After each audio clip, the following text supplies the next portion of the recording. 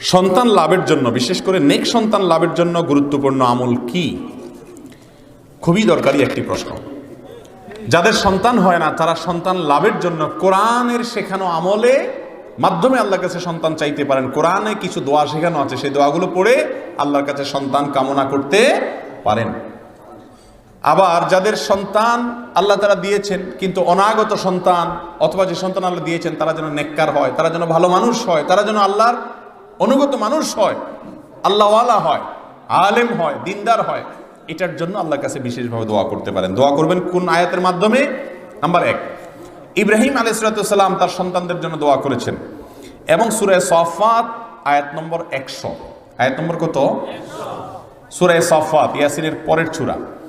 এই সূরাতে সূরা সাফফাতের 100 নম্বর আয়াতে ইব্রাহিম আলাইহিস সালামের একটা দোয়া আল্লাহ তাআলা উল্লেখ করেছেন। তিনি আল্লাহর কাছে দোয়া করেছেন এভাবে, রব্বি হাবলি মিনাস সলিহিন, রব্বি হাবলি মিনাস সলিহিন, হে আমার রব আপনি আমাকে নেক সন্তান দান করেন। অতএব এই দোয়ার মাধ্যমে আল্লাহর কাছে নেক সন্তান চাইবেন। এই আয়াত বেশি বেশি করে পড়বেন, সকাল সন্ধ্যা উঠতে বসতে বেশি করে পড়বেন। দ্বিতীয় দোয়া হলো জাকারিয়া আলাইহিস সালামের দোয়া। বৃদ্ধ বয়সে আল্লাহ তাআলা জাকারিয়া আলাইহিস সালামকে কি দিয়েছিলেন? সন্তান, ছেলে সন্তান দিয়েছেন এবং তার স্ত্রী বন্ধা ছিলেন, বৃদ্ধা হয়ে গেছেন, সন্তান হওয়ার মতো বয়স পার হয়ে গেছে, তারপরেও আল্লাহ তাআলা দিয়েছেন।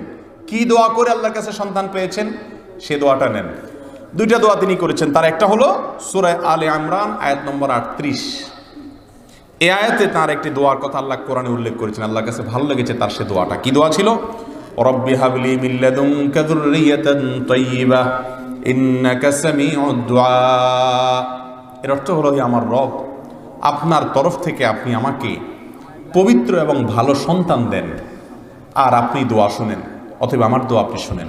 এই দোয়া পড়ার পর আল্লাহ তাআলা তাকে সন্তান দিয়েছেন। সূরা আলে ইমরান আয়াত নম্বর 38। জাকারিয়া আলাইহিস সালামের আরো একটি দোয়া ছিল সূরা আম্বিয়া আয়াত নম্বর 89। সূরা আম্বিয়া আয়াত নম্বর 89, এই আয়াতের মাধ্যমে তিনি আল্লাহর কাছে দোয়া করেছেন। কি দোয়া করেছেন?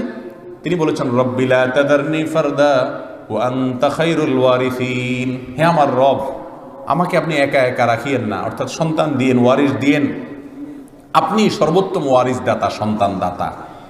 এই দোয়া তিনি আল্লাহর কাছে করেছেন। 4 নম্বরের দোয়া হলো সূরা ফুরকান আয়াত নম্বর 74 দোয়ার অংশটা, রব্বানা হাব লানা মিন আজওয়াজিনা ওয়া যুররিয়াতিনা কুররাতা আয়ুন ওয়াজআলনা লিল মুত্তাকিনা ইমামা, হে আল্লাহ আমার পরিবার সন্তান যাই দিবেন সবাই যেন মুত্তাকি হয়, ভালো মানুষ হয়, মানুষের মতো মানুষ হয়, মুত্তাকিদের ইমাম হয়। তাদেরকে দেখলে এমন সন্তান দিবেন আল্লাহ, এমন স্ত্রী দিয়েন, এমন স্বামী দিয়েন আল্লাহ, যাদের দিকে তাকালে নয়ন জুড়িয়ে যায়, অন্তরটা ঠান্ডা হয়ে যায়, শীতল হয়ে যায়, ভালো লাগে, তারা যেন ভালো মানুষ হয়। এই দোয়াও বেশি বেশি করে পড়তে পারেন। আর সন্তান লাভের জন্য বেশি বেশি ইস্তেগফার করা। কি করা? আস্তাগফিরুল্লাহ ওয়া আতুবু ইলাইহি, অথবা সাইয়্যিদুল ইস্তেগফার বা যে কোনো ইস্তেগফার, আল্লাহর কাছে ক্ষমা প্রার্থনা করা। সূরা নূহ আল্লাহ তাআলা বলেছেন, ফাকুলতু আস্তাগফিরু রাব্বাকুম ইন্নাহু কানা গাফফারা ইউরসিলিস সামাআ আলাইকুম মিদরারা ওয়া ইউমদিদুকুম বিআমওয়ালিন ওয়া বানিনা ওয়া ইয়াজআল লাকুম জান্নাতিন ওয়া ইয়াজআল লাকুম আনহারা। এই আয়াত থেকে বোঝা গেল ইস্তেগফার করলে ইউমদিদুকুম বিআমওয়ালিন ওয়া বানিন, সম্পদ এবং সন্তান এই দুইটা দান করেন আল্লাহ তাআলা বেশি বেশি কি করলে? ইস্তেগফার করলে। এত আমল করার পরেও যদি আল্লাহ কাউকে সন্তান না দেয়, তার আল্লাহর ফয়সালা মেনে নেওয়া উচিত, আল্লাহর ফয়সালা মেনে নেওয়া উচিত। কারণ আল্লাহ রাব্বুল আলামিন যদি কোনো কিছু না দেন, এর মধ্যে আমাদের জন্য অনেক বড় মাপের কল্যাণ আছে। ছোট বাচ্চারা অনেক সময় বুঝে না, মা বাপ তাদেরকে অনেক কিছু দেয় না, মোমবাতিটা সে ধরতে চায়, মা বাপ দেয় না, জোরাজুরি করে, না দিলে কান্নাকাটি করে। বাচ্চার কান্নার স্টাইল দেখে বোঝা যায় সে ছোট মানুষ, ভাষা নাই, মুখে বলতে পারে না। যদি সে বলতে পারতো হয়তো বলতো যে আমার মা বাপের মতো এরকম পাষাণ, এত খারাপ মানুষ পৃথিবীতে আছে, একটা বাচ্চা মানুষ আমি একটু মোমবাতিটা ধরতে চাইছি, আগুনটা এত দিল না। কি বলেন? মা বাবার না দেওয়াটা বাচ্চার কল্যাণে না অকল্যাণে?